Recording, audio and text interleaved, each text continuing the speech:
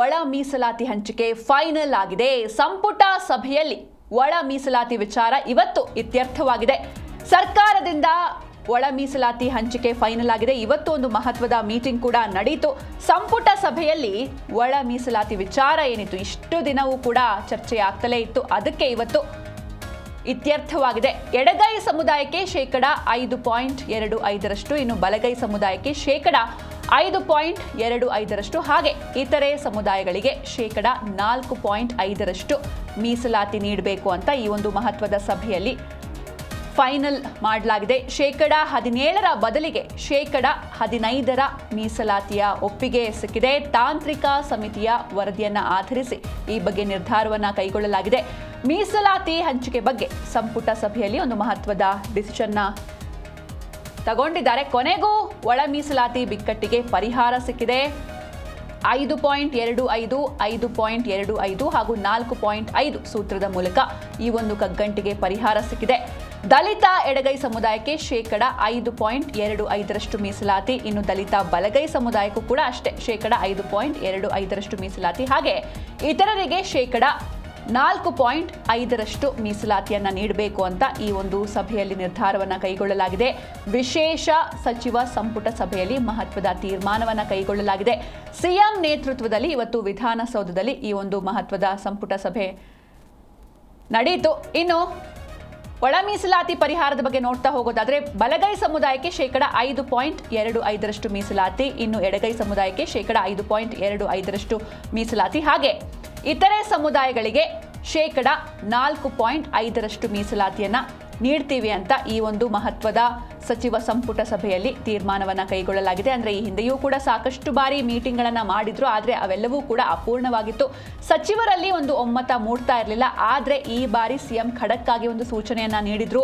ಈ ಮೀಟಿಂಗ್ಗೆ ಬರೋಕ್ಕೂ ಮುನ್ನ ಸಚಿವರು ಒಮ್ಮತದ ನಿರ್ಧಾರದೊಂದಿಗೆ ಬರಬೇಕು ಅಂತ ಹೇಳಿದ್ರು. ಅದರಂತೆ ಇವತ್ತಿನ ಸಚಿವ ಸಂಪುಟ ಸಭೆಯಲ್ಲಿ ಒಂದು ಮಹತ್ವದ ಡಿಸಿಷನ್ ಸಿಕ್ಕಿದೆ.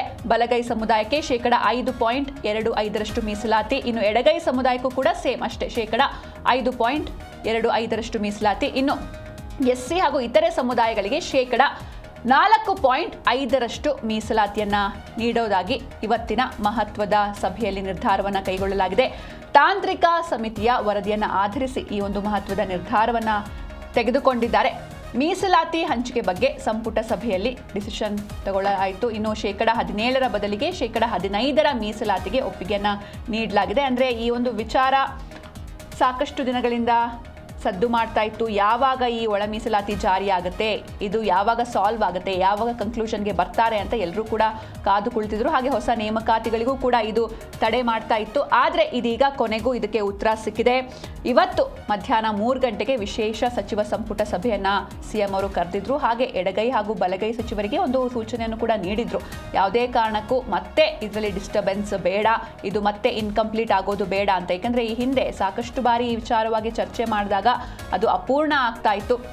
ಹಾಗೆ ಜೊತೆಗೆ ಕೆಲವೊಂದಿಷ್ಟು ಸಚಿವರು ಒಪ್ತಾ ಇರಲಿಲ್ಲ. ಹೀಗಾಗಿ ಇದು ಅಲ್ಲಿಗೆ ಸ್ಟಾಪ್ ಆಗ್ತಾ ಇತ್ತು. ಹಾಗೆ ಅದಾದಮೇಲೆ ದಾವಣಗೆರೆ ಹಾಗೂ ಬಾಗಲಕೋಟೆ ಬೈ ಎಲೆಕ್ಷನ್ ಬಂತು. ಹೀಗಾಗಿ ಈ ಒಂದು ವಿಚಾರವನ್ನು ಚರ್ಚೆ ಮಾಡೋದಕ್ಕೆ ಆಗ್ತಾನೇ ಇರಲಿಲ್ಲ. ಆದರೆ ಇವತ್ತು ಕೊನೆಗೂ ಒಂದು ನಿರ್ಣಾಯಕ ತೀರ್ಮಾನಕ್ಕೆ ಬಂದಿದೆ ಸರ್ಕಾರ. ಹೀಗಾಗಿ ಇವತ್ತಿನ ಸಭೆಯಲ್ಲಿ ಮಹತ್ವದ ನಿರ್ಧಾರವನ್ನು ತೆಗೆದುಕೊಳ್ಳಲಾಗಿದೆ. ಇಷ್ಟು ದಿನಗಳಿಂದ ಏನು ಹಲವಾರು ತಿಂಗಳಿನಿಂದ ವರ್ಷಗಳಿಂದ ಇತ್ತಲ್ವ ಈ ಒಳ ಮೀಸಲಾತಿ ವಿಚಾರ, ಅದಕ್ಕೆ ಕೊನೆಗೂ ಕೂಡ ಒಂದು ಫೈನಲ್ ಡಿಸಿಷನ್ಗೆ ಸರ್ಕಾರ ಬಂದಿದೆ. ಹೀಗಾಗಿ ಇದಕ್ಕೂ ಮುನ್ನವೂ ಮುನಿಯಪ್ಪನವರು ಹೇಳಿದ್ರು, ಯಾವುದೇ ಕಾರಣಕ್ಕೂ ಯಾವುದೇ ಸಮುದಾಯದವರಿಗೂ ಕೂಡ ಇದರಿಂದ ಅನ್ಯಾಯ ಆಗೋದಿಲ್ಲ, ನಾವು ಈಕ್ವಲ್ ಆಗಿ ಡಿಸ್ಟ್ರಿಬ್ಯೂಟ್ ಮಾಡ್ತೀವಿ ಅಂತ ಹೇಳಿದ್ರು. ಹಾಗೆ ಎಲ್ಲ ಸಮುದಾಯದವರು ಅವರ ಅಭಿಪ್ರಾಯಗಳನ್ನು ಹೇಳ್ಬೋದು, ಆದರೆ ಅಂತಿಮವಾಗಿ ಸರ್ಕಾರ ಈ ಬಗ್ಗೆ ನಿರ್ಧಾರವನ್ನು ತೆಗೆದುಕೊಳ್ಳುತ್ತೆ ಅಂತ ಹೇಳಿದ್ರು. ಅದರಂತೆ ಇದೀಗ ಒಳ ಮೀಸಲಾತಿ ಪರಿಹಾರ ತೀರ್ಮಾನ ಆಗಿದೆ.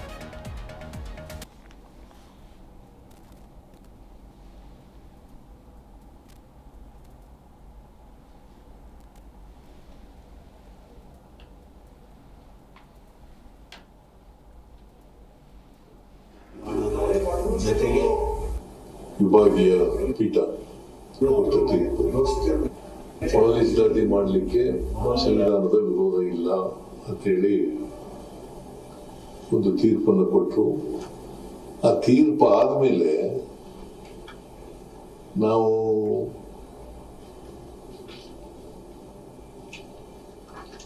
ಒಂದು ಆಯೋಗವನ್ನು ರಚನೆ ಮಾಡಿದ್ರು. Nagamohan Das retired high court judge,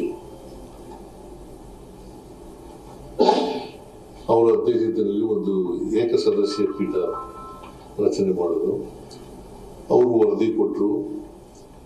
ಆ ವರದಿಯನ್ನ ಕ್ಯಾಬಿನೆಟ್ ಮುಂದೆ ಇಟ್ಟು ಸರ್ವಾನುಮತದಿಂದ ತೀರ್ಮಾನ ಮಾಡೋದು. ಆ ವರದಿನಲ್ಲಿ ನಾಗಮೋಹನ್ ದಾಸ್ ಅವರು ಕೊಟ್ಟಿದ್ದಂಥ ವರದಿನಲ್ಲಿ 6, 5, 4, 1, 1 ABCDE ಅಂತ ಕೆಟಗರಿ ಮಾಡಿ ಅಷ್ಟು ಕೊಟ್ಟಿದ್ರು. ಆಮೇಲೆ ನಾವು ಕ್ಯಾಬಿನೆಟ್ ನಲ್ಲಿ ಸರ್ವಾನುಮತದಿಂದ ಏನು ತೀರ್ಮಾನ ಮಾಡ್ತು ಅಂತಂದ್ರೆ 6, 6, 5 6 ಎಡಗೈನವ್ರಿಗೆ, ಬಲಗೈನವ್ರಿಗೆ 6 ಮತ್ತು ಇತರ ಎಲ್ಲ ಅಲೆಮಾರಿ ಜನಾಂಗಗಳು ಸೇರಿ ಗೋವಿ, ಲಂಬಾಣಿ ಇವರಿಗೆಲ್ಲ 5 ಅಂತ ತೀರ್ಮಾನ ಮಾಡಿದ್ರು. ಅದಾದ್ಮೇಲೆ ಒಂದು ಕಾನೂನು ಕೂಡ ಆಯಿತು. ಕಾನೂನು ರಾಜ್ಯಪಾಲರು ಸೈನ್ ಹಾಕಿ ಅದನ್ನ ಕಳಿಸಿದ್ರು. ಈ ಕಾನೂನು ಮಾಡಿದ ಮೇಲೆ ಮತ್ತೆ ಎಸ್, ಈ ಬಗ್ಗೆ ಹೆಚ್ಚಿನ ಮಾಹಿತಿಯನ್ನು ನೀಡ್ತಾರೆ ನಮ್ಮ ಪ್ರತಿನಿಧಿ ರಾಚಪ್ಪ ಸುತ್ತೂರು. ರಾಚಪ್ಪ, ಇನ್ನು ಸಂಪುಟ ಸಭೆಯಲ್ಲಿ ಮೀಸಲಾತಿ ವಿಚಾರವಾಗಿ ಸರ್ಕಾರ ಒಂದು ಮಹತ್ವದ ನಿರ್ಧಾರವನ್ನು ತೆಗೆದುಕೊಂಡಿದೆ. ಯಾವ ರೀತಿ ಇದು ಅನ್ವಯವಾಗುತ್ತೆ? ಹಾಗೆ ಹೊಸ ನೇಮಕಾತಿ ಸ್ಟಾರ್ಟ್ ಮಾಡ್ತೀವಿ ಅಂತ ಸರ್ಕಾರ ಹೇಳಿದೆ. ಹೀಗಾಗಿ ಈ ಹೊಸ ಮೀಸಲಾತಿ ಯಾವ ರೀತಿ ಅಪ್ಲಿಕೇಬಲ್ ಆಗುತ್ತೆ, ಏನೆಲ್ಲ ಡಿಸ್ಕಸ್ ಆಯಿತು ಮೀಟಿಂಗ್ ಅಲ್ಲಿ ಅಂತ? ಈ ಹೊಸ ಮೀಸಲಾತಿಯನ್ನ ರಾಜ್ಯ ಸರ್ಕಾರ ಇಂದು ಏನು ಸಚಿವ ಸಂಪುಟ ಸಭೆ ತೆಗೆದುಕೊಂಡ ತೀರ್ಮಾನದಂತೆ ಆದಷ್ಟು ಶೀಘ್ರವಾಗಿ ನೋಟಿಫಿಕೇಶನ್ ಏನು ಸರ್ಕಾರ ಹೊರಡಿಸುತ್ತೆ. ನೋಟಿಫಿಕೇಶನ್ ಹೊರಡಿಸಿದ ನಂತರ ಈ ಹಿಂದೆ 17% ನೋಟಿಫಿಕೇಶನ್ ಹೊರಡಿಸಿತ್ತು. 17% ನೋಟಿಫಿಕೇಶನ್ ವಿತ್ಡ್ರಾ ಮಾಡಿ, ಅಂದ್ರೆ ಅದನ್ನ ರದ್ದುಪಡಿಸಿ ಹೊಸ ನೋಟಿಫಿಕೇಶನ್ ಹೊರಡಿಸಲಿಕ್ಕೆ ತೀರ್ಮಾನ ಕೈಗೊಳ್ಳಲಾಗಿದೆ. ಹೀಗಾಗಿ ಹೊಸ ನೋಟಿಫಿಕೇಶನ್ ಹೊರಡಿಸಿದ ತಕ್ಷಣವೇ ಈ ಒಂದು ಅಧಿಸೂಚನೆಯನ್ನ ಜಾರಿಗೆ ಬರುತ್ತೆ. ಹಿಂದೆ ಇದ್ದಂತಹ ಶೇಕಡ 5, 5, 6, 6, 5, 5, 4 ಅಂತ ಮೊದಲು 17% ಇದ್ದಾಗ ಮಾಡಿದ್ರು. ನಂತರ ಈಗ 15%ಗೆ ಅದನ್ನ ಇಳಿಸಿದ ಸಂದರ್ಭದಲ್ಲಿ ಅದನ್ನ 5.25, 5.25 ಮತ್ತು 4.4 ಈ ರೀತಿಯಾಗಿ 3 ವಿಭಾಗವಾಗಿ ವಿಂಗಡಿಸಲಾಗಿದೆ. ಆ ಮೂಲಕ ಎಡಗೈ ಮತ್ತು ಬಲಗೈ ಸಮುದಾಯಗಳಿಗೆ 5.25 ಅಂದ್ರೆ 5.25% ನೀಡಲಾಗಿತ್ತು. ಮುಖ್ಯ ಕಾರ್ಯದರ್ಶಿಯಾದ ಸ್ಯಾಲಿಡಿ ರದ್ರೀಶ್ ನೇತೃತ್ವದಲ್ಲಿ ಕೊಟ್ಟಂತ ವರದಿ ಪ್ರಕಾರ ಸುಮಾರು 5.33, 5.33 ಮತ್ತು 4.44 ರೀತಿ ಹಂಚಿಕೆ ಮಾಡಬೇಕು ಅಂತ ಚಾಲನೆ ರಜನೀಶ್ ಅವರು ರಾಜ್ಯ ಸರ್ಕಾರಕ್ಕೆ ವರದಿಯನ್ನ ಇಂದು ಸಚಿವ ಸಂಪುಟ ಸಭೆ ಮುನ್ನ ಮಂಡಿಸಿದ್ರು.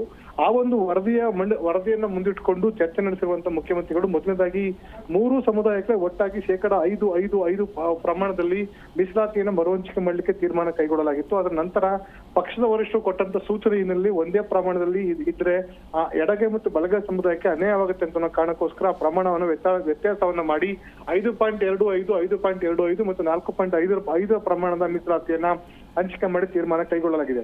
ಇನ್ನು ಲಂಬಾಣಿ, ಬೋವಿ, ಕೊರಚ, ಕೊರ್ಮ ಸಮುದಾಯಗಳಿಗೆ ಮತ್ತು ಅಲೆಮಾರಿ, ಅಲೆಮಾರಿ ಜನಾಂಗಕ್ಕೆ ಅನ್ಯಾಯವಾಗಬಾರದು ಅಂತ ಕಾರಣಕ್ಕೋಸ್ಕರ ಸಿ ಕ್ಯಾಟಗರಿ ನೇಮಕಾತಿ ಸಂದರ್ಭದಲ್ಲಿ ಮಾಡುವಂತ ABCD ಕ್ಯಾಟಗರಿ ಹುದ್ದೆಗಳಲ್ಲಿ ಶೇಕಡ 20% ಮೀಸಲಾತಿಯನ್ನ ಈ ಸಮುದಾಯಗಳಿಗೆ ನೀಡಬೇಕು ಅಂತ ತೀರ್ಮಾನ ಕೈಗೊಳ್ಳಲಾಗಿದೆ. ಮತ್ತು ಒಂದು ವೇಳೆ ಹುದ್ದೆಯನ್ನ ರೋಸ್ಟರ್ ಬಿಂದುವನ್ನು ನಿಗದಿ ಮಾಡುವ ಸಂದರ್ಭದಲ್ಲಿ ಹುದ್ದೆಗಳ ಸಂಖ್ಯೆ ಕಡಿಮೆ ಇದ್ದಲ್ಲಿ ಇಡೀ ಒಂದು ಮೀಸಲಾತಿಯನ್ನ ಜನರಲ್ ಅಂತ ಮಾಡಿ, ಅಂದ್ರೆ ಆ ಒಂದು ಒಳ ಮೀಸಲಾತಿಯ ಬದಲಾಗಿ ಜನರಲ್ ಅಂತ ಮಾಡಿ ಅಲ್ಲಿರುವಂತಹ ಟಾಪ್ ಅತಿ ಹೆಚ್ಚು ನಂಬರ್ ಸಂಖ್ಯೆಯನ್ನ ಗಳಿಸಿರುವಂತಹ ಅಥವಾ ಅತಿ ಹೆಚ್ಚು ಟಾಪರ್ ಆಗಿರುವಂತವ್ರಿಗೆ ಆ ಜನರಲ್ ಮೆರಿಟ್ ಅಲ್ಲಿ ಸೀಟ್ ಅನ್ನು ಕೊಡಬೇಕು ಅಂತ ತೀರ್ಮಾನ ಕೈಗೊಳ್ಳಲಾಗಿದೆ. ಒಟ್ಟಾರೆಯಾಗಿ ಇದುವರೆಗೇನು ವಿದ್ಯಾರ್ಥಿಗಳು ಹೋರಾಟವನ್ನು ಮಾಡ್ತಾ ಇದ್ರು, ಆ ಹೋರಾಟಕ್ಕೆ ರಾಜ್ಯ ಸರ್ಕಾರ ಅಂತಿಮವಾಗಿ ಮಣಿದಿದೆ. ಯಾಕಂತಂದ್ರೆ ವಿದ್ಯಾರ್ಥಿಗಳು ಧಾರವಾಡದಿಂದ ಹೋರಾಟವನ್ನು ಕೈಗೊಂಡು ಬೆಂಗಳೂರು ತನಕ ಪಾದಯಾತ್ರೆ ಮಾಡ್ತೇವೆ ಅಂತ ಎಚ್ಚರಿಕೆಯನ್ನು ಕೊಟ್ಟಿದ್ರು. ಆದಷ್ಟು ಶೀಘ್ರವಾಗಿ ರಾಜ್ಯ ಸರ್ಕಾರ ಇದಕ್ಕೆ ಒಂದು ಇತ್ಯರ್ಥವನ್ನು ಮಾಡಬೇಕು, ಇಲ್ಲದಿದ್ದಲ್ಲಿ ವಿದ್ಯಾರ್ಥಿಗಳ ಹೋರಾಟ ಮತ್ತಷ್ಟು ತೀವ್ರವಾಗುವಂತ ಸಾಧ್ಯತೆ ಇದೆ ಅಂತ ಅನ್ನೋದನ್ನ ಎಚ್ಚೆತ್ತುಕೊಂಡಿದೆ. ಮತ್ತು ರಾಜ್ಯ ಸರ್ಕಾರಕ್ಕೆ ಇದು ದೊಡ್ಡ ಕಗ್ಗಂಟಾಗಿ ಪರಿಣಮಿಸಿತ್ತು. 3 ಸಮುದಾಯಗಳು ಎಡಗೈ ಬಲಗೈ ಇರಬಹುದು ಮತ್ತು ಏನು ಇತರ ಸಮುದಾಯಗಳು ಸಹ ಇದರಲ್ಲಿ ವಿರೋಧವನ್ನು ವ್ಯಕ್ತಪಡಿಸ್ತಾ ಇದ್ರು. ಮೊನ್ನೆ ತಾನೇ ಪತ್ರವನ್ನು ಬರೆದಿದ್ರು. ಮೊನ್ನೆ ಸ್ವಾಮೀಜಿಗಳು ಮುಖ್ಯಮಂತ್ರಿಗಳನ್ನು ಭೇಟಿ ಮಾಡಿದ್ರು. ಈಗಲೂ ಸಹ ಪತ್ರವನ್ನು ಬರೆದು ರಾಜ್ಯಪಾಲರಿಗೆ ತಮ್ಮ ಆಕ್ಷೇಪವನ್ನು ವ್ಯಕ್ತಪಡಿಸಿದ್ರು. ಆದ್ರೂ ಸಹ ಇದು ಇತ್ಯರ್ಥ ಆಗೋದಿಲ್ಲ ಅಂತ ಗೊತ್ತಿದ್ದು ಸಹ ರಾಜ್ಯ ಸರ್ಕಾರ ವಿದ್ಯಾರ್ಥಿಗಳ ಹೋರಾಟಕ್ಕೆ ಎದರಿ ಅಂತಿಮ ಒಂದು ತೀರ್ಮಾನ ಕೈಗೊಂಡಿದೆ. ಇನ್ನು ವಿಶೇಷ ಅಂದ್ರೆ ಇಂದು ಸಚಿವ ಸಂಪುಟ ಸಭೆ ಆದ ನಂತರ ಮುಖ್ಯಮಂತ್ರಿ ಸಿದ್ದರಾಮಯ್ಯ ಮತ್ತು ಎಲ್ಲಾ ಸಚಿವರುಗಳು, ವಿಶೇಷವಾಗಿ ದಲಿತ ಸಚಿವರುಗಳು ಜಂಟಿಯಾಗಿ ಪತ್ರಿಕಾಗೋಷ್ಠಿಯನ್ನು ಮಾಡಿ ಅವರು ಇದನ್ನ ವಿಷಯವನ್ನು ಪ್ರಕಟ ಮಾಡುವಂತ ಪ್ರಯತ್ನ ಮಾಡಿದ್ರು. ಆ ಸಂದರ್ಭದಲ್ಲೂ ಸಹ ಯಾವ ಸಚಿವರುಗಳು ಸಹ ಇದು ಸಮಾಧಾನ ತಂದಿರಲಿಲ್ಲ. ಎಲ್ಲರೂ ಸಹ ಅಸಮಾಧಾನದಲ್ಲೇ ಇತ್ತು. ಎಲ್ಲರಿಗೂ ಗೊತ್ತಿದೆ, ಯಾಕಂದ್ರೆ ಈ ಒಂದು ಆದೇಶ ಹೊರಡಿಸಿದ ನಂತರ ಮತ್ತೆ ಈ ಒಂದು ಪ್ರಕರಣ ಕೋರ್ಟ್ಗೆ ಹೋಗುತ್ತೆ, ಕೋರ್ಟ್ ಅಲ್ಲಿ ಸ್ಟೇ ಆಗುತ್ತೆ. ಇದಕ್ಕೆ ಯಾವ ಆಧಾರದಲ್ಲಿ ನೀವು ಮೀಸಲಾತಿ ಹಂಚಿಕೆ ಮಾಡಿದಿರಿ, ಯಾವ ಆಧಾರದಲ್ಲಿ ಸೀಟ್ಗಳನ್ನು ತೆಗೆದುಕೊಳ್ಬೇಕಾಗತ್ತೆ, ಯಾವ ಆಧಾರದಲ್ಲಿ ರೋಸ್ಟರ್ ನಿಗದಿ ಮಾಡ್ಬೇಕಾಗತ್ತೆ ಅನ್ನೋದನ್ನ ಕೋರ್ಟ್ ಅಲ್ಲಿ ಪ್ರಶ್ನೆ ಮಾಡೇ ಮಾಡ್ತಾರೆ.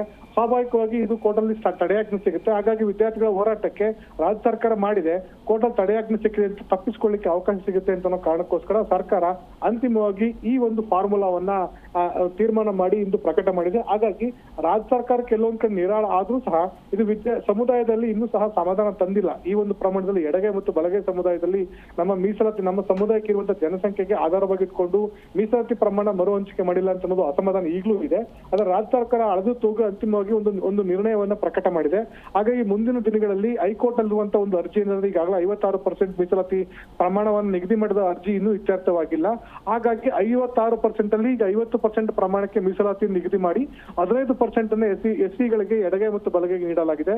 ಇನ್ನು ಉಳಿದಂತಹ 56% ಅಲ್ಲಿ 5% ಏನಿದೆ ಆ ಪ್ರಮಾಣವನ್ನು ಒಂದು ವೇಳೆ ಮುಂದಿನ ತಿಂಗಳಲ್ಲಿ ಕೋರ್ಟ್ ಇತ್ಯರ್ಥ ಮಾಡಿದ್ದೆ ಆದಲ್ಲಿ ಆ 6% ಹುದ್ದೆಗಳನ್ನ ಬ್ಯಾಕ್ಲಾಗ್ ಹುದ್ದೆ ಅಂತ ಪರಿಗಣಿಸಿ ಇತರ ಎಲ್ಲ ಸಮುದಾಯಗಳಿಗೆ, SC/ST ಸಮುದಾಯಗಳಿಗೆ ಆ ಒಂದು ಹುದ್ದೆಗಳನ್ನು ನಿಗದಿ ಮಾಡುವ ಸಂದರ್ಭದಲ್ಲಿ ಅವ್ರಿಗೂ ಸಹ ಅವ್ರಿಗೆ ಮೀಸಲಿಡಬೇಕು ಅಂತ ತೀರ್ಮಾನವನ್ನ ರಾಜ್ಯ ಸರ್ಕಾರ ತೆಗೆದುಕೊಂಡಿದೆ. ಒಟ್ಟಾರೆಯಾಗಿ ರಾಜ್ಯ ಸರ್ಕಾರ ಅಂತಿಮವಾಗಿ ಈ ಒಂದು ಒಳ ಮೀಸಲಾತಿ ಹಲವಾರು ದಶಕಗಳ ಹೋರಾಟಕ್ಕೆ ಒಂದು ತೀರ್ಮಾನ ಕೈಗೊಂಡಿದೆ. ಮುಂದಿನ ದಿನಗಳಲ್ಲಿ ಇದನ್ನ ಸಮುದಾಯದವರು, ವಿದ್ಯಾರ್ಥಿಗಳು ಅಥವಾ ಸಂಘ ಸಂಸ್ಥೆಗಳು ಮತ್ತು ಮಠಾಧೀಶರು ಯಾವ ತರ ರಿಸೀವ್ ಮಾಡ್ತಾರೆ, ಮುಂದಿನ ದಿನಗಳಿದ್ದು ಹೋರಾಟಕ್ಕೆ ಅವ್ರಿಗೆ ಸಮಾಧಾನ ತರ್ತದ ಅಥವಾ ಮುಂದಿನ ದಿನಗಳಿದ್ದು ಹೋರಾಟವನ್ನ ಕೈಗೊಳ್ತಾರ ಅಂತ ಅನ್ನೋದನ್ನ ಕಾದು ನೋಡ್ಬೇಕಾಗಿದೆ. Sinchana. Okay, thank you Rachappa Sutturu ನಿಮ್ಮೆಲ್ಲ ಡೀಟೇಲ್ಸ್ಗಾಗಿ.